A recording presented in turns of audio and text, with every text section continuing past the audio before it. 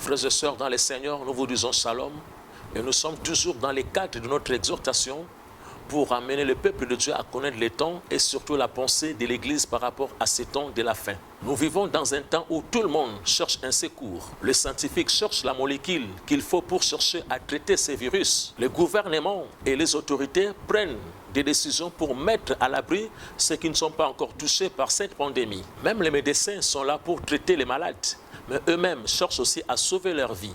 Mais ce que j'aime dans les Écritures, la Bible parle dans le psaume chapitre 121, l'Éternel te gardera de tout mal. Et quand on dit tout, cela veut dire sauf rien. On dit c'est lui qui garde Israël. Il ne sommeille ni ne dort. Bien-aimé dans le Seigneur, notre Dieu, en aucun instant, il ne sera distrait parce qu'il est occupé.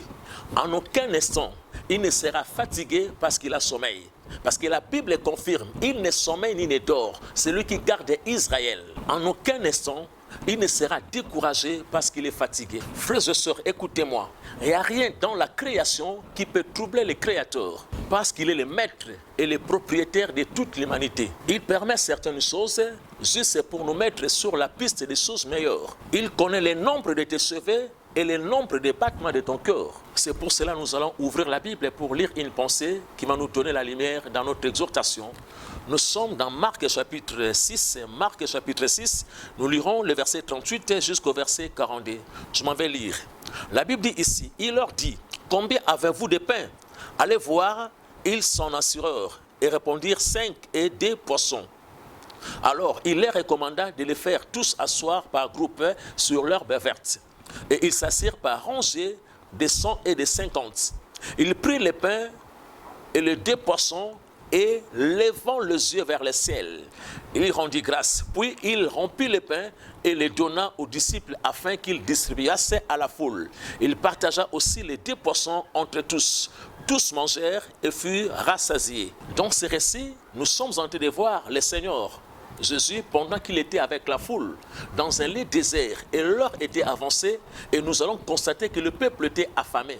Et les disciples vont s'approcher de Jésus pour lui faire cette remarque. Seigneur, l'heure est déjà avancée, et le lieu désert, et le peuple affamé. Mais pourquoi tu dois encore les retenir dans un endroit comme celui-ci? Renvoie-la, parce que c'est la foule, renvoie-la afin qu'elle aille chercher de quoi manger. Mais j'aime la réponse de Jésus. Il dit à ses disciples, ils n'ont pas besoin de s'en aller, donnez-leur vous-même à manger. J'aime ça, frères et sœurs dans le Seigneur. Nous allons comprendre que Jésus avait jugé les disciples capables de gérer la situation. Frères et sœurs dans le Seigneur, le lieu était désert, à une heure avancée, et la foule était affamée. Mais Jésus dit à ses disciples, ils n'ont pas besoin de s'en aller, donnez-leur vous-même à manger. Donnez-leur vous-même à manger. Pourquoi? Parce que Jésus savait que les disciples avaient la capacité d'apporter la solution malgré l'endroit et le climat. Bien-aimés dans le Seigneur, là où les gens s'inquiètent, nous l'Église, nous avons la solution. Et la Bible dit ici, il leur dit, combien avez-vous de pain? Allez voir. Ils s'en assurèrent et répondirent 5 et 2 poissons. Alors il leur recommanda de les faire tous asseoir par groupe sur l'herbe verte et ils s'assirent par rangées de 100 et de 50. Bien-aimés dans le Seigneur, quand est-ce que le miracle a eu lieu? C'est quand Jésus va donner l'ordre aux disciples de faire asseoir la foule. Et la Bible insiste par groupe, par rangée. Ici, nous voyons que Jésus a exigé l'ordre avant l'opération des miracles. Il faut que la foule puisse s'asseoir par rangée ou par groupe. Bien-aimés dans le Seigneur, dans un temps comme celui-ci, si nous voulons vraiment les miracles, si nous voulons vraiment la solution par rapport à tous nos problèmes, il faut que nous puissions nous asseoir. Parce que ici nous voyons les maîtres, la Bible dit quoi? Alors il leur recommanda de les faire tous asseoir par groupe sur l'herbe verte. Et lorsque nous parlons de l'herbe verte, nous parlons de la parole de Dieu, nous parlons des enseignements bibliques. Parce que le mot asseoir, dans le sens figuré, veut dire quoi? C'est fier à une parole ou à une promesse. Bien-aimés, ici nous voyons que les miracles étaient déjà sur le point d'arriver. Les 5 pains et les 2 poissons étaient déjà entre les mains du Seigneur. Mais pourquoi ne pas leur donner directement à manger? La réponse est que le maître va exiger d'abord de l'ordre. Faites-les asseoir sur l'herbe verte, qui veut dire sur la parole et sur les enseignements bibliques. Aussi longtemps que le peuple, la foule n'est pas assis, bien-aimé, la foule, le peuple n'aura jamais droit au miracle. L'ordre est la condition du miracle. Et c'est à toi de faire le choix. Bien-aimé, si tu veux le miracle, tu dois t'asseoir. Et je pose juste une question, sur quoi es-tu assis? C'est parce que le maître exige ici, faites-les asseoir, 1. Et sur l'herbe verte, 2. Et nous allons constater dans le psaume chapitre 23, quand David parle que l'Éternel est mon berger, je ne manquerai de rien, il était rassuré. Pourquoi? Parce qu'il a dit, il me fait reposer dans des verts pâturages, qui veut dire l'herbe verte. L'herbe verte veut dire la parole. Et j'aime dans l'histoire de Pierre, lorsqu'on parle de la pêche miraculeuse. La Bible dit, il a pêché toute la nuit sans rien prendre avec ses amis, mais lorsque Jésus s'est pointé devant lui, il dit à Jésus, sur ta parole, je jetterai le filet, et le miracle a eu lieu. Il est question, frères et sœurs, dans le Seigneur, de faire confiance en Jésus qui est la parole de Dieu. Ma question est celle-ci. Nous voulons les miracles.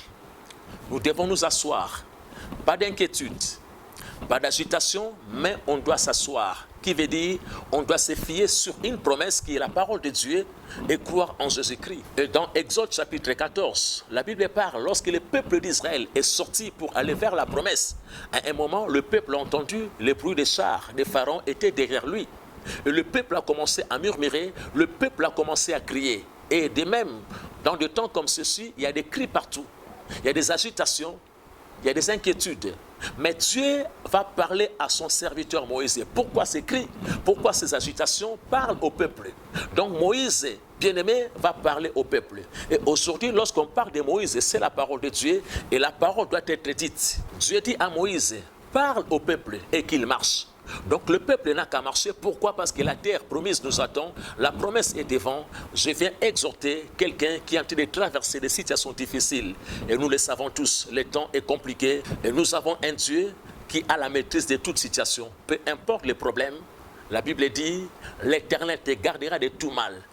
Aucun mal ne t'arrivera, comme dit la parole de Dieu, aucun fléau n'approchera de ta tente. Que 1000 tombent à ton côté, 10 000 à ta droite. Bien-aimés dans le Seigneur, 1000 ne sont pas encore arrivés, 10 000 ne sont pas encore là. Donc il n'est pas question d'avoir la peur. Croyons en Jésus-Christ et je crois qu'il est capable de faire quelque chose. À l'heure actuelle, bien-aimé, je parle ici, je crois que les miracles dans la vie d'un homme, dans la vie d'une femme, commencent à se manifester. Et je prie enfin que le nom de Jésus-Christ change en un remède approprié pour pouvoir t'apporter la solution par rapport à ton problème. Les numéros sont affichés au bas de votre petit écran. Vous pouvez appeler l'homme de Dieu avec l'équipe que le Seigneur a mis en place. Nous sommes là pour pouvoir vous répondre par rapport à vos besoins. Et si vous avez besoin de prière, bien aimé, d'entrer dans la profondeur, nous sommes toujours là. N'hésitez pas. Que Dieu bénisse l'Afrique, l'Amérique, l'Asie, l'Europe, l'Océanie, dans le précieux nom qui nous a été donné, le nom de Jésus-Christ. Soyez bénis. Amen.